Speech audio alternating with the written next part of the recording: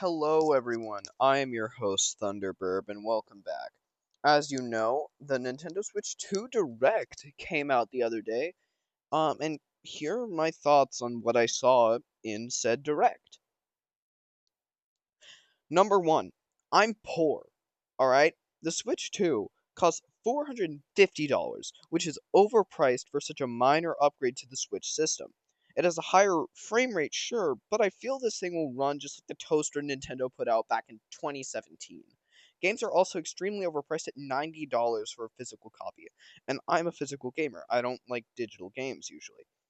Sony and Microsoft are up to date on hardware with the PS5 and Xbox Series X. Meanwhile, Nintendo is lagging behind on current hardware, and I feel the Switch 2 will be behind on hardware as well.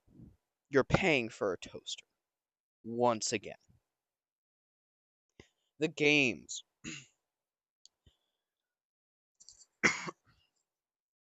Sorry, I'm sick right now. None of the games appealed to me except for Pokemon Legends ZA and Silk Song. But I can play ZA on my Switch and Silk Song on any other console or PC. I'm not going to drop $90 on a box with a tiny little chip inside it. Nintendo would be making more money if it was priced at $60 because they would not be alienating large portions of their fan base. Now, yes, they would be making more money per player or household, but they would not be getting the numbers that they normally would. And those $60 would add up, so they would be getting less money in the long run.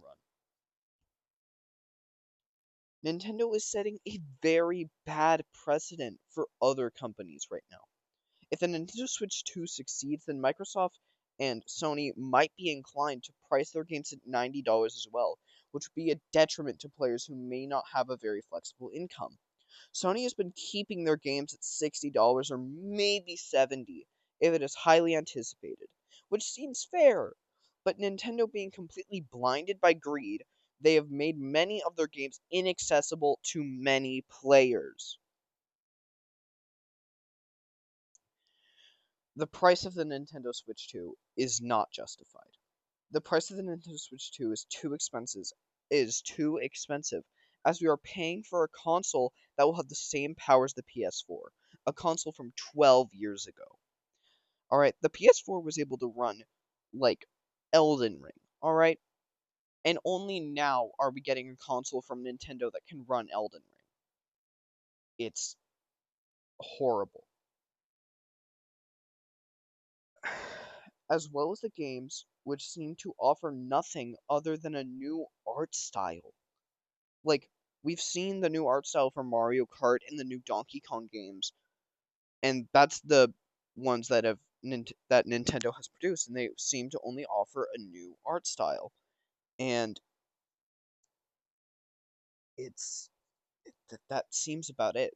We can get like better games on PC or console, play some indie games, support other creators because by buying these $90 games that really don't offer anything new to the gaming industry, it's just setting a bad like precedent for other companies, I guess.